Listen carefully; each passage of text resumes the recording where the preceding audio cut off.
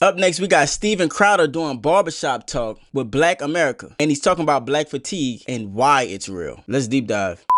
You guys heard of the term black fatigue? Mm-hmm. Yeah. You guys know what that means? Since the last time you came, that's become a thing. Yeah, I was about to say, that's just become a recent thing. And do you know what it means? No, I'm not sure. I'm going to ask that. White people are 12 times as likely to be killed by a black person than the other way around. I'm just going to shoot you straight. It's not even close. Where?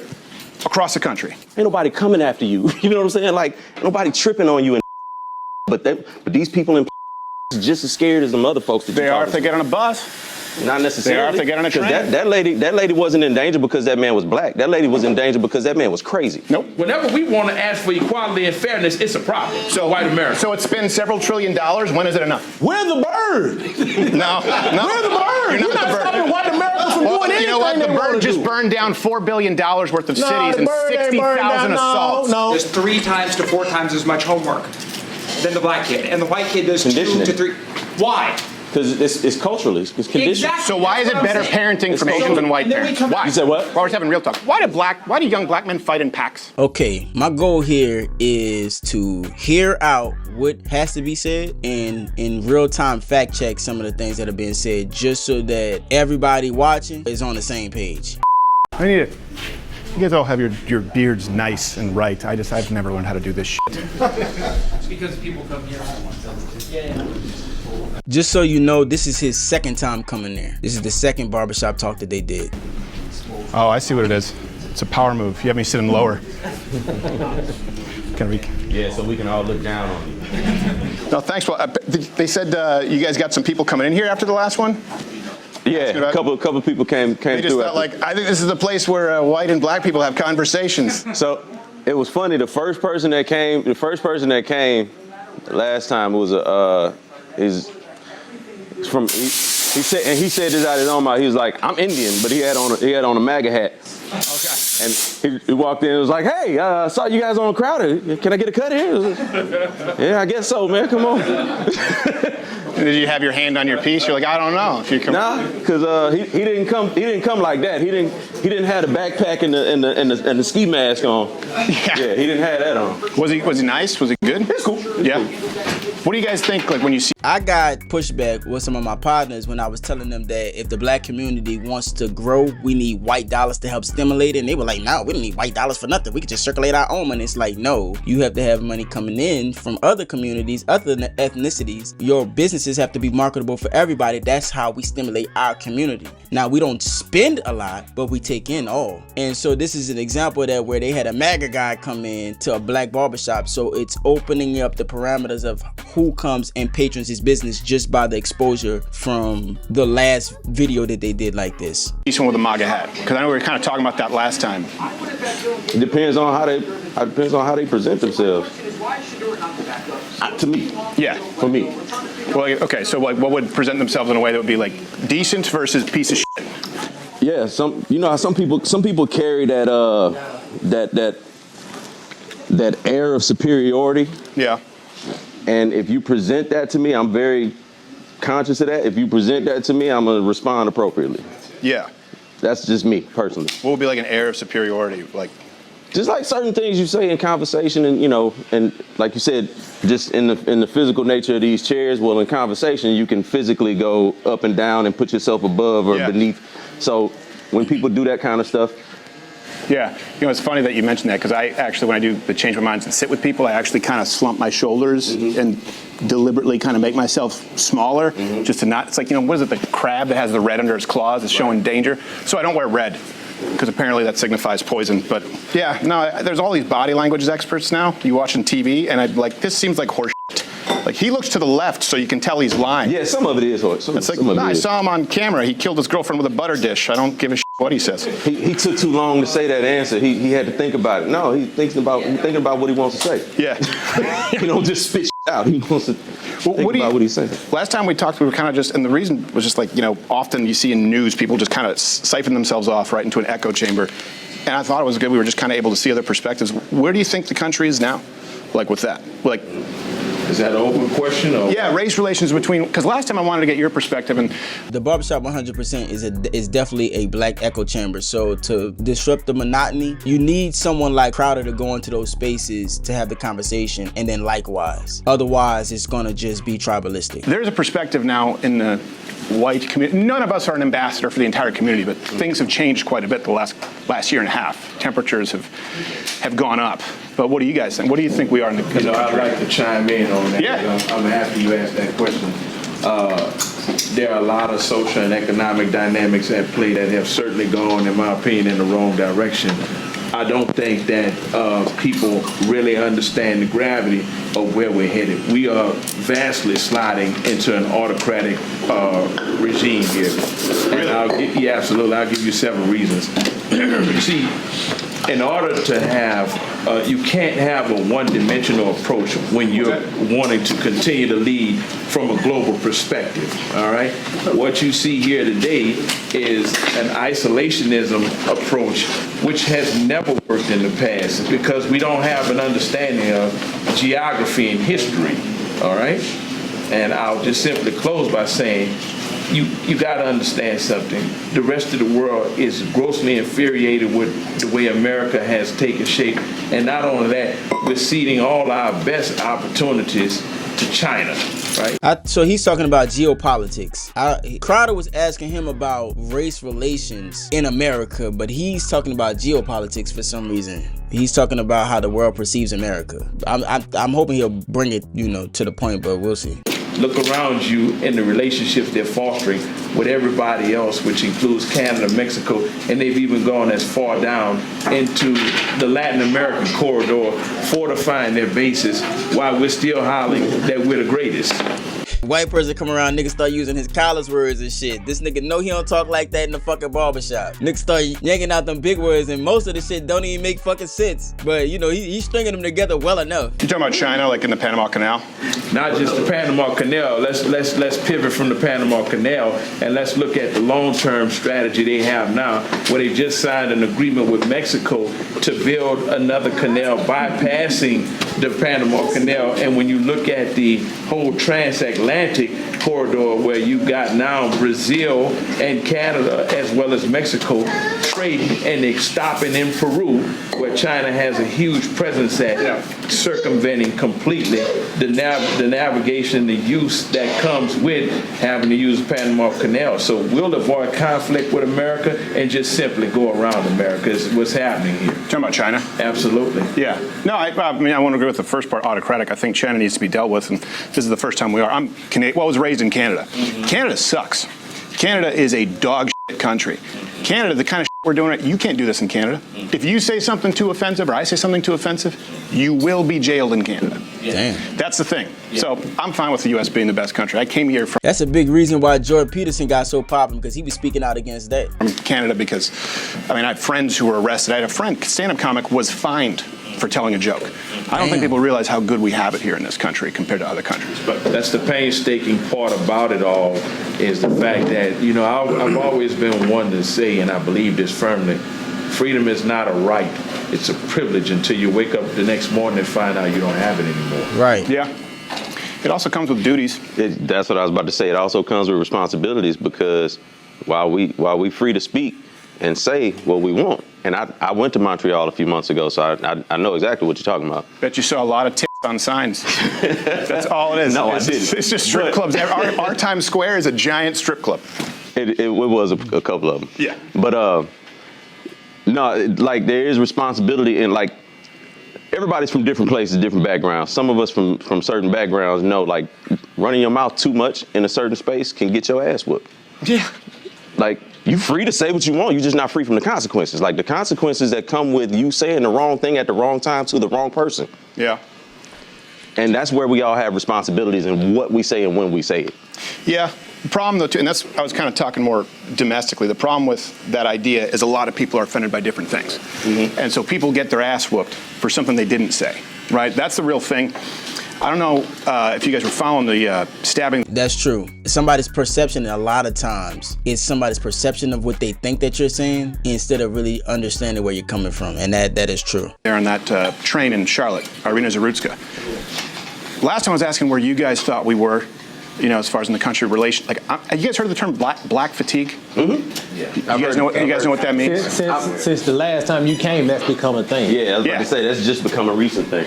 And do you know what it means? No, I'm not sure. I'm going to ask that. It's a term that's being used by people in the white community, by and large, again, saying they got some black people that's using it too. I've shown the receipts. I have the receipts. Black people are feeling it. Servers, black people all over, regular black people feel like they've been victimized and they're tired of taking that shit. You know, that was a girl who was dying alone in public. And that was a guy who was let out 14 times, including violent crimes in the name of racial justice, right? He didn't have to post bail.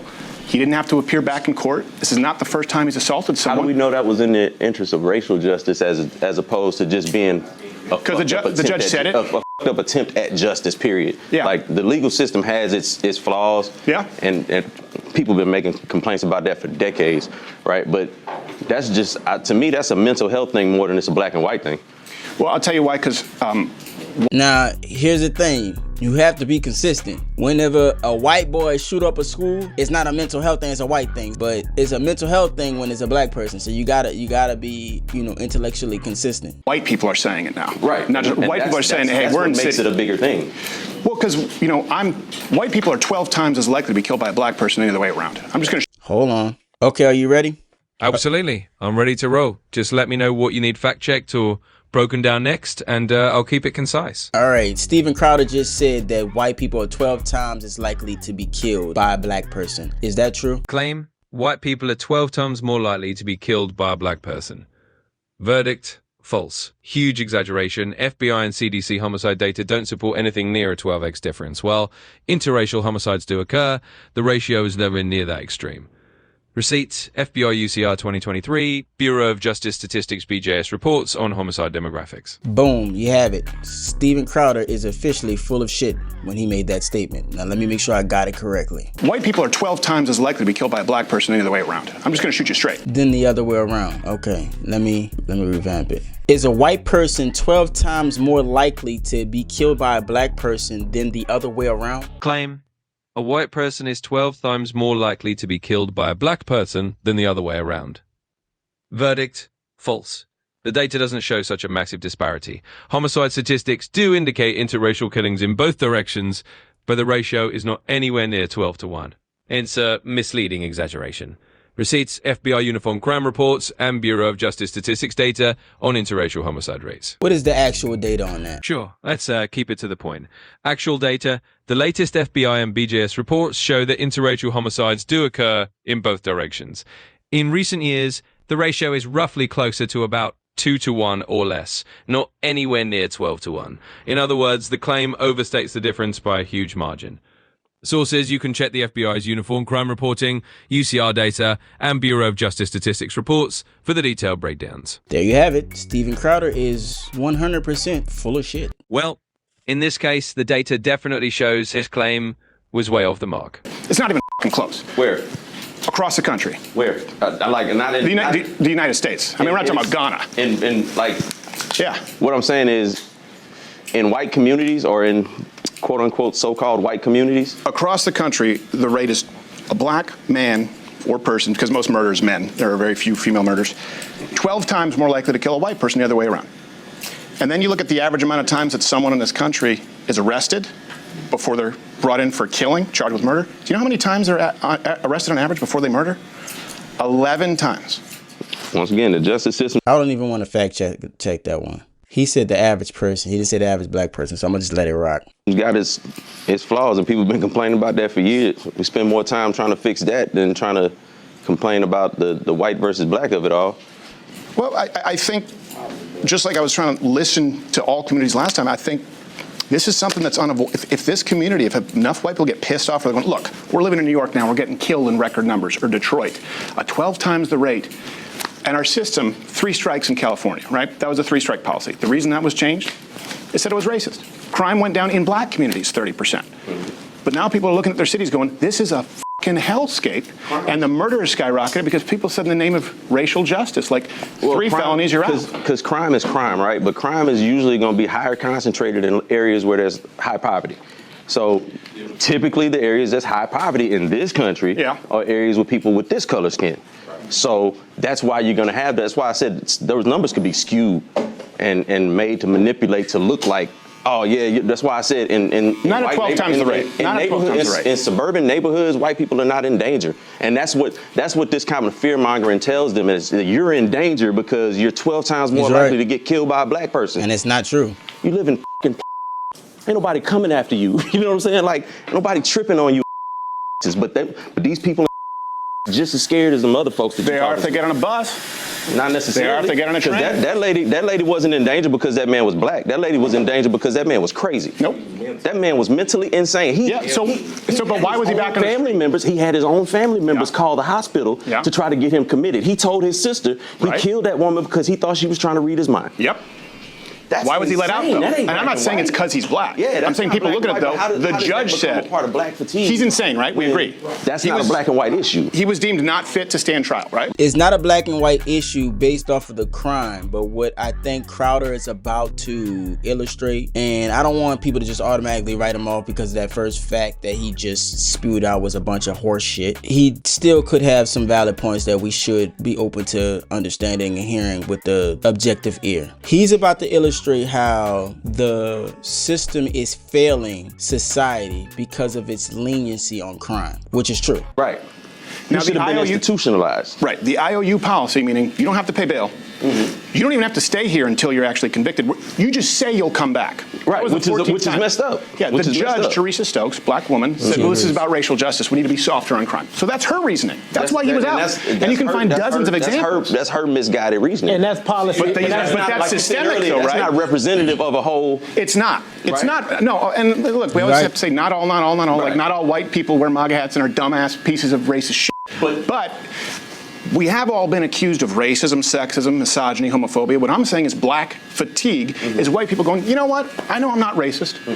And I know that we're dealing with record crime, and I know that I'm more at risk. And they have negative interactions, and they're constantly told that they're not allowed to voice their fucking opinion because they're white. And if those people get pissed off, like that's where we actually could end up with some kind of, I'm telling you, I see this brewing. I see people who were milquetoast white suburban who are becoming actually racist. Now, not all of them, but I've seen people actually become racist because they get mugged, their store gets looted, and nothing gets done. They're going, and if I say something, it's turned into a racing. I'm telling you what, that's where it's coming from. At what point do we have a talk and go like, okay, let's reform justice, but we have to be honest as to why it was reformed in the first place. This guy, it's not even the only one. It's every 3 days someone's being offed. Yeah, but at the same time, let's transfer that over to, I mean, there's a lot of unsafe things in this world. Like getting mugged by a black person is not the paramount unsafe thing. There's school shootings, there's road rage, there's all of that shit. Yep. I think the fatigue is mostly coming from the complaining because white people, especially white men, they're starting to fight back against all of that shit. The excuse of racism, that shit's running out. You know what I mean? Playing the race card, black people has been using that forever, and it's starting to get played out now. It's gonna be we're gonna have to come up with some new shit. You know what I mean? But that's what I think the fatigue is coming from because the premise of what he's speaking on has already failed. And the primary people that commit a lot of those are people who don't have this skin. No. So if switch it over, if black people say, well, we getting fed up and we tired of all these school shootings and all of these road rage and all that, who do we say something to? Who hears our voice? And when does the white fatigue kick in? And when does the white fatigue kick in? Well, we've been hearing about white, that's the point. We've been hearing white fatigue this whole time. White fatigue been in, my niggas. All right, we've been hearing about it all our lives, about white fatigue, about systemic discrimination. But nothing's ever been done. That's the problem. It has been done. Yeah. That's why we've done systemic justice reform that has led to more crime, right? That's the reason for no three-strike policy. That's the reason for cashless bail. That's the reason for catch and release. The reason for it, in the wake of Black Lives Matter, George Floyd riots, Summer of Love, was we're going to reform crime, we're going to reform the justice system, and it's gotten worse everywhere it's been. And then when white people leave those neighborhoods, well, now it's white flight. If they come in, it's gentrification. And I'm telling you, there are a lot of people who are pissed off, and they're not going to sit down and have this conversation and be real about it. And they're going, well, what happens when someone has to keep their mouth shut about everything? Nobody what I mean? tell you have to keep That's your how they mouth feel. shut. Yes, That's you how are. they feel. That I don't believe white people have to keep their mouth shut. I think white people. They saying it, but they don't act like it. That's a lie. That's actually exactly what he's saying specifically for yourself. But let's take ourselves out of it. Objectively speaking, what you can perceive based off of how the community responds, they're telling white people to shut the fuck up and just take it. Don't speak up about a lot of the things that they do and they perpetuate that affects us negatively. That's the stuff that nobody wants to. That the issues aren't made about those things. I really respect the platform that you have because you do have open and honest conversations. And I have to say, I don't believe that those numbers about the black people murdering white people are correct. I don't believe those numbers are correct. What if they are? They're What if not. they're not lying to you? They're not correct. I shout out to my nigga, my motherfucking nigga. Those numbers ain't correct. I'm glad that you stood on that. They're wrong. Was DEI even instituted in the first place? Because for the majority of time that black people have been in this country and been free, we've been denied so much. Somebody somewhere had to put some things in place to provide access of some kind. If you believe. They already had it though. It was the I forgot what it was called. Affirmative action. We already had affirmative action. That's fine, but you can't tell that young white kid who had nothing to do with it that he should just sit down and take it, especially when they're getting killed at 12 times a day. That's what America's been telling us for the longest. The young white man that has to Not deal in my with the lifetime. DEI, the young person of this generation that you said that feels they're misled by the being mistreated by the DEI. I'm just using it as an example. They don't hold any institutional power. Young white people don't. They don't have an advantage. Not yet, because they're young white people. They haven't advanced to where they're middle-aged white people, where the power comes. See, what black people, once again, when you got colleges that denied access to black people, you can't come here. Something had to be put in place. Well, look, y'all got to let some black people come here. Y'all can't just exclude That started happening long before DEI. But see, It did. Long before black people were admitted into colleges. HBCUs. Hold on, let me say what I'm trying to say. My bad. I'm trying to make it clear. He's trying to do a senior Wences and talk through you. So Well, because you trying to. No, I get it. DEI is just a new way of wrapping affirmative action. Yeah. Affirmative action had to be put in place because there was the access being denied. So the legislation had to be put in place. Well, look, we can't just exclude all of them. So somewhere along the line, they have to be allowed some access. Okay, that was put in place. Now, fast forward till now, those same things that are put in place for those people back in those generations that are still in place, they're not excluding people from getting to places they're just still trying to keep those doors open so that those black people that were coming through that door can still get in. Because if you remove those, over time, we will be denied the access again. If a black person has a See, that's the brainwashing right there. This is an example of them strapping things onto black people's back and then making them move the needle on it. Because him advocating for DEI is advocating for the inclusion of the ones that benefited from DEI the most, white women. And now you're coupling it with affirmative action, but affirmative action was already its own thing. DEI is something totally different, and you're falling for the rhetoric. lower SATs, right, and lower GPA. Should he get in over an Asian or a white person? let me ask. If all things are supposed to be laid out equal, no, you shouldn't get. If you don't have it, That's what's have what happening. it takes to get in. No, but It is happening. That's what's I'm happening. telling you, young white dudes are pissed. That's I'm not the telling you. majority of what's happening. It is happening. Small part. It is As it happening. relates to DEI, first of all, DEI has been more beneficial. I'm a former commercial contractor, all right?